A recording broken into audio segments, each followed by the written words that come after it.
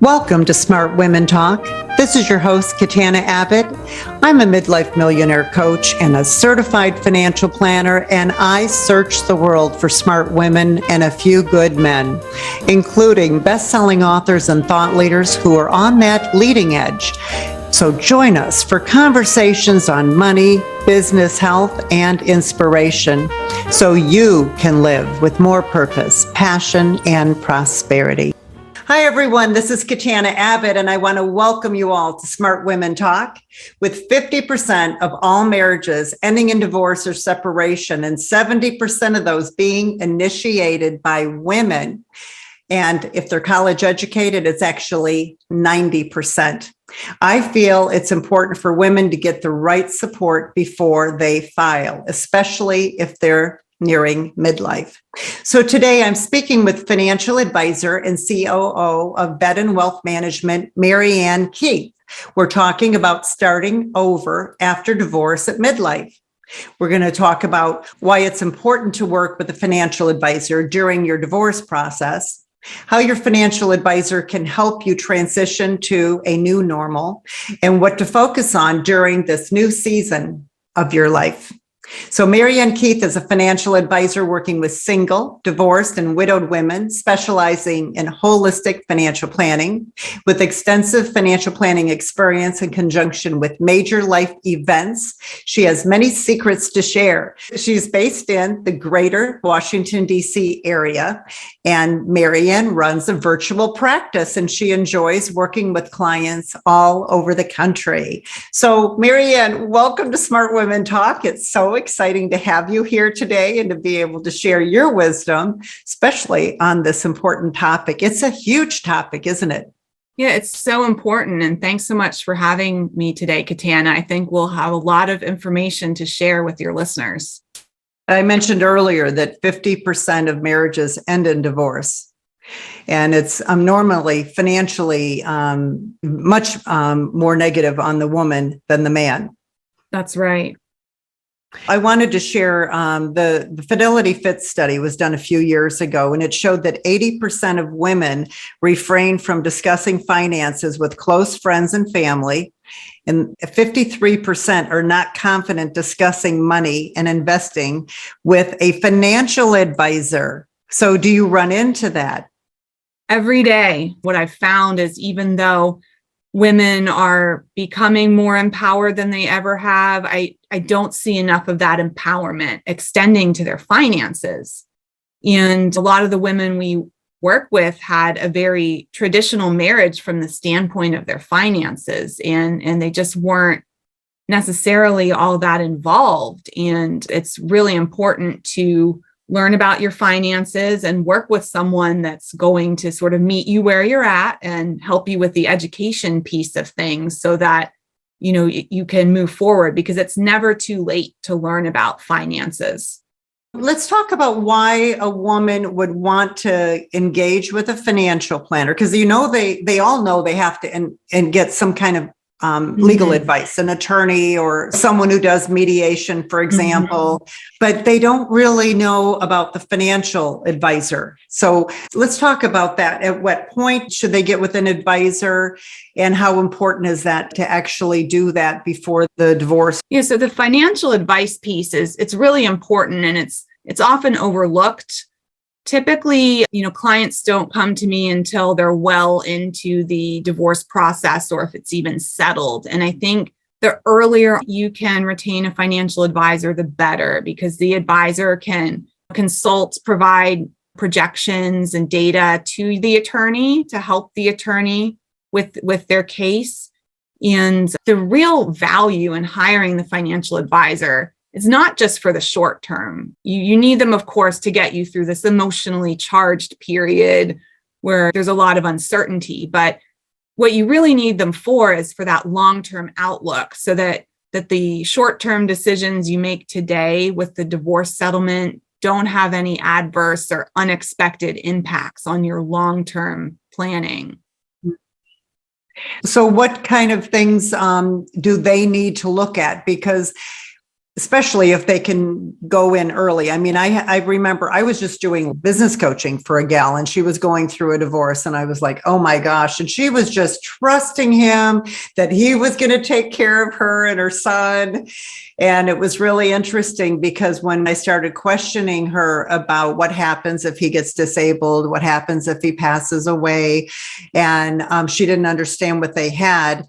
And we really started delving into that. She was much more educated and she asked him those hard questions to make sure those things weren't missed. Mm-hmm. So what is the difference between getting financial planning, just when you're single and you're not involved in a relationship versus going through this divorce? Because I know there's specific things you have to look at. And how can the financial advisor help that woman?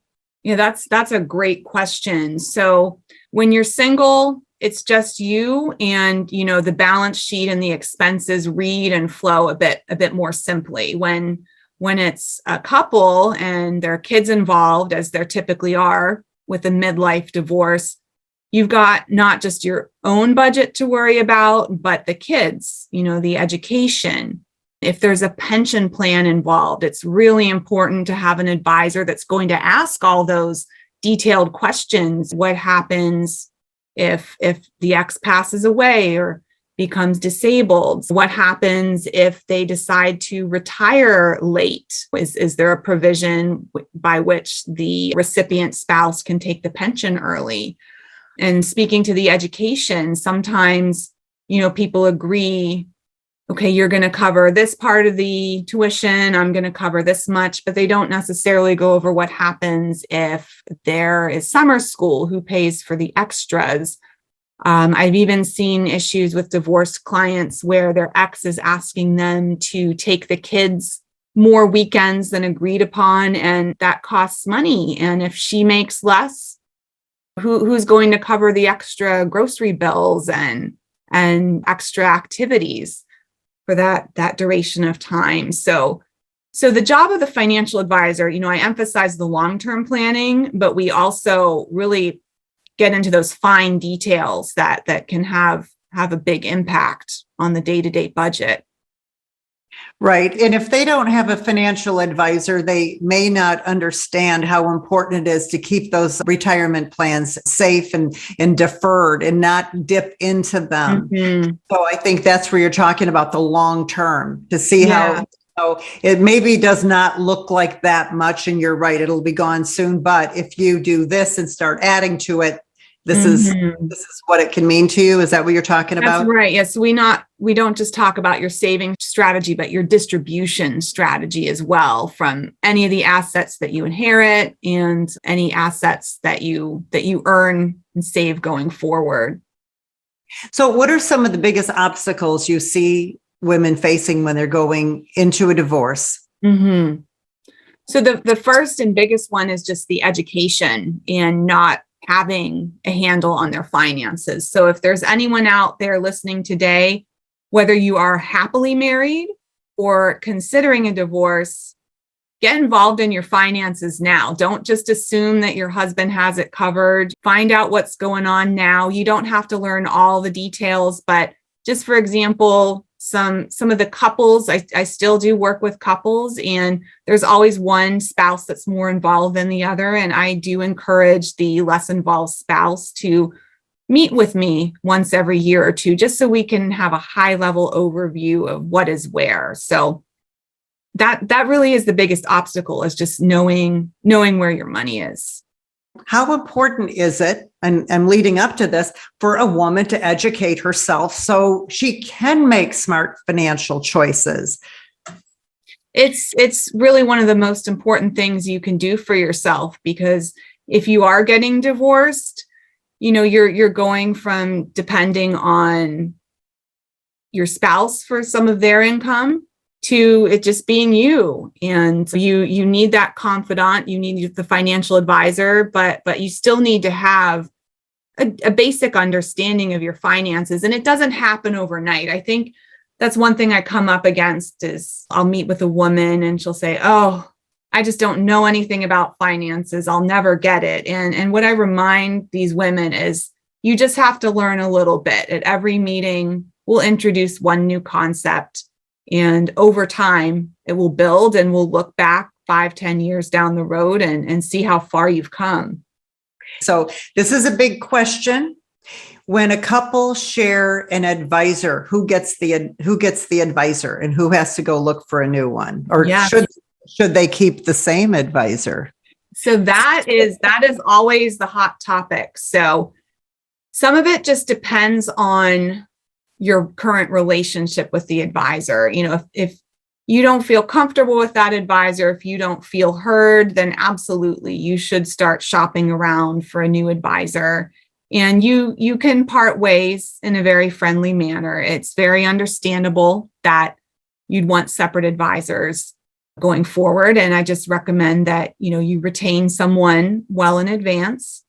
I've actually had a lot of scenarios with couples that we work with that have gotten divorced during our work together, and neither one of them wanted to give up myself and my team. And what I found is, if everybody's getting along and they're willing to stick to some ground rules and agree to, going forward, never asking or attempting to breach privacy, it can actually work out very well to keep both people on. So really, you can make it work to keep the advisor, but if it's something that doesn't fit you or serve you, you absolutely should look for someone that's going to be your advisor going forward.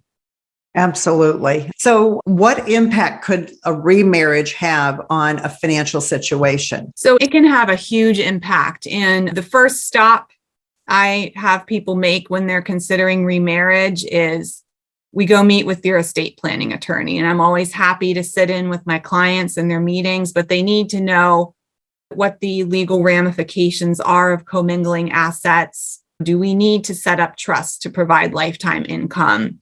How do we want assets divided at death between the new spouse and kids? Because you've got often kids from both marriages. So there are a lot of discussions to be had, and just so important to start with the estate planner.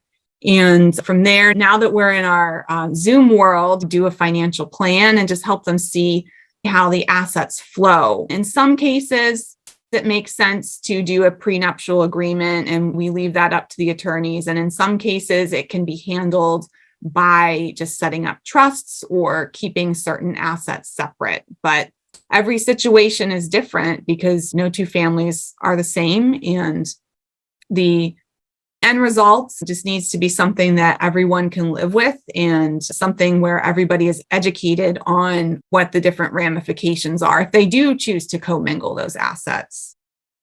So the other question I had, if a woman has sizable assets and she wants to get married, because, she doesn't know if that's going to stay permanent, and maybe no prenup is wanted at that point.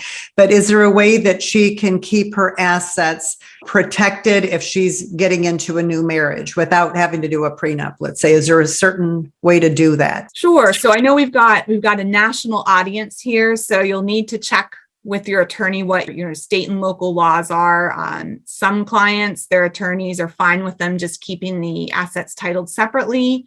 But in a lot of cases, you keep it in a trust, and the trust is very clear who gets income, who gets assets at your passing. But we found that trusts can be great instruments for protecting assets. Of course, we're not lawyers here. There are cases where divorce attorneys have found their way into getting trusts, but that's pretty unusual. I think if you work with your attorney, they're going to really help you work with the financial advisor to protect the assets. Yeah, that's so important. I always say, get copies of those beneficiary designations too, and have those in a binder or something. Do you also recommend that they keep track of that themselves? Absolutely. So we often get requests from clients, can you help me? I'm putting together my binder.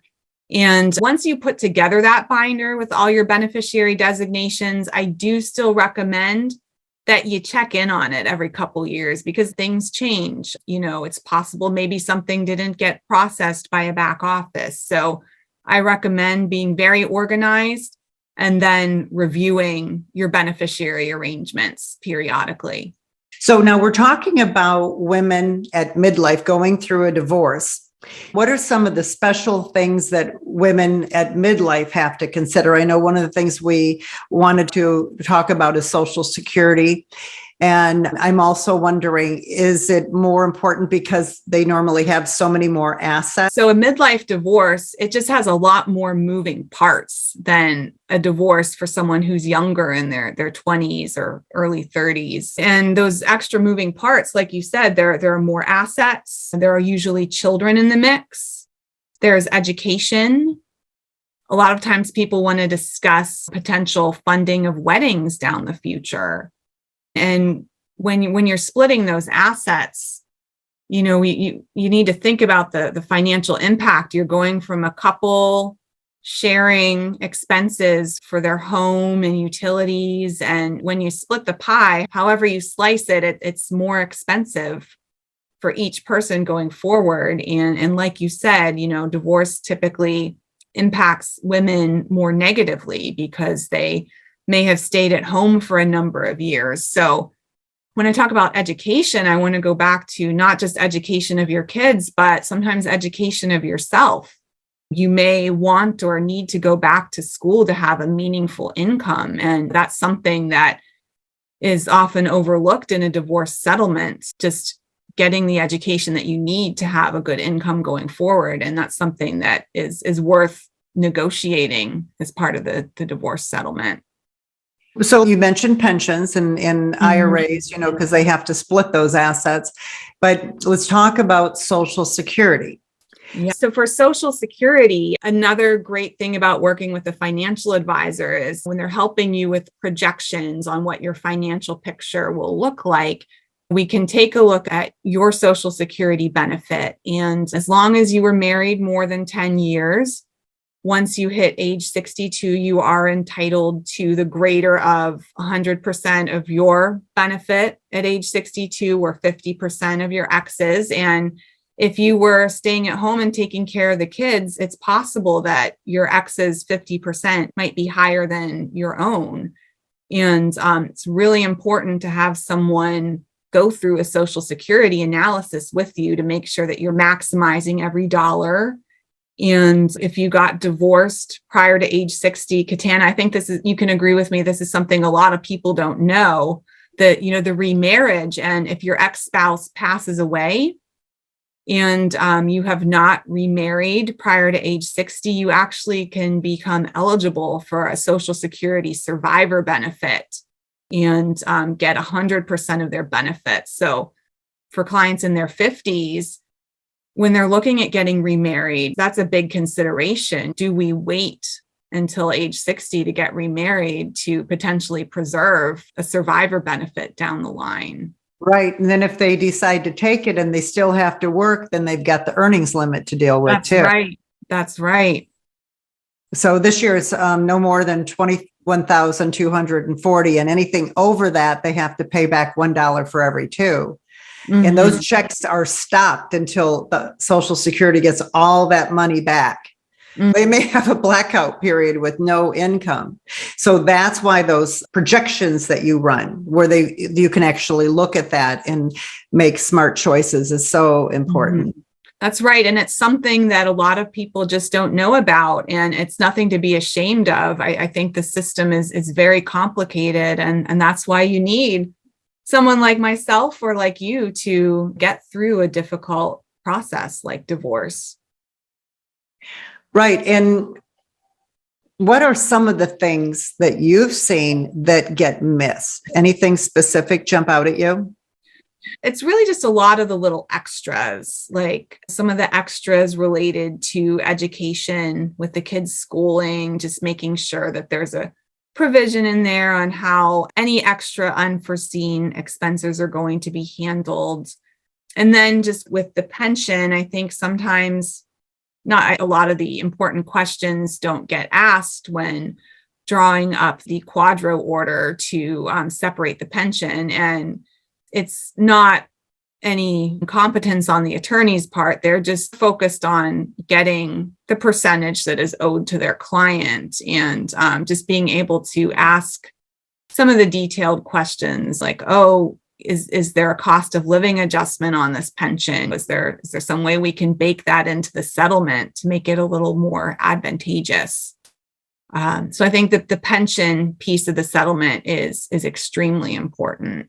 Have you ever had anyone plan to get divorced and after they look at the numbers? Because think about that, the closer you get to retirement, the scarier it is. Because if you have a couple and one of them has a pension and the other one doesn't, and you have two social securities and you have your retirement savings, and now you're not working anymore, you're looking at living off that, and it's all cut in half. I mean, has anyone ever done that to you where they go, this list looks too bad, we're gonna work it out? I haven't personally run across that, but I have heard of colleagues running across that situation. And some people, they weigh their options and they see like, okay, we maybe need to make this work. Get a marriage counselor. Marriage counselor. Always good to have a name of one of those on file. Absolutely. So, one of the things that we said we wanted to talk about was this whole idea, Maryann, about budgeting. And it's like this bad word. People don't want to have to do a budget. And we don't even have to call that. We can call it an expense report or living expenses, and that can make it sound better. But let's talk about how important that is for someone going through a divorce, to have that in hand and to know and to really look at the numbers and take it seriously. Yeah, so I found that these days, people don't really know their budget, and a lot of people just don't pay attention to it. But if you're going through a divorce settlement, you need to be able to quantify what it's going to cost you to live. And if you don't get a good handle on your budget and, accurately report what your needs are going to be, you could be left behind in the settlement and maybe not get as much as you need. And for women, especially since they are often the primary caretakers of kids, it's really important that you do this budget because kids are expensive. They really rack up a lot of the expenses. And, if you're going to be taking care of the kids and having primary custody, or if you're doing joint custody, like I said, sometimes the ex gives you the kids, extra days, and you really have to track it. And I know it's not the most exciting thing in the world, but there are a lot of online tools. Most financial advisors are able to link you up with a software where you can just link all of your credit cards and your debit card, and it can pull in your data and really save you some time and classify your expenses for you. So it doesn't have to be longhand. It doesn't have to be like getting a root canal. I think, you can use technology on your side to make it easier. So you're saying they need to get a really good handle on that budget for the settlement. That's right. Because when you're trying to, determine what your spousal support is going to be, your alimony, it's really important that you have numbers to back that up to show that you really do need those funds. Okay. But then it's going to be just as important, especially if it's in midlife and they're really later midlife, moving towards retirement, to know that figure for their retirement as well, how much money they're going to need to live on so they can plan and see, how they're going to have to probably work and start saving more money too. That's right. That's right. And that's where having an advisor is key, because some women just haven't really thought that far ahead yet. Maybe they have a great budget established for now, but they haven't thought about what it looks like in retirement and what it's going to take to fund that budget. You just said it. Uh-huh. It's one thing if you're paying out of cash flow from earnings, but one of the things that we talk about is that 4% rule, that you really don't want to pull out more than 4%. And then if you're paying a management fee to an advisor, then it's more like 3%. So that could be a very big number. And to try to live off, of course, everyone should have, if they've paid in and qualify, Social Security, and very few have pensions anymore. So a lot of this is going to have to come from getting the income off those investments. And it's a little better now because rates have come up. But it may be a combination of the what they call a side hustle or some kind of work. And are you finding that a lot of the women that you're working with not only need to work to supplement their retirement, but they want to work. They want to do something that's purposeful? Yes, I found that a lot of women want to go out there and do work that means something to them and also helps with their bills.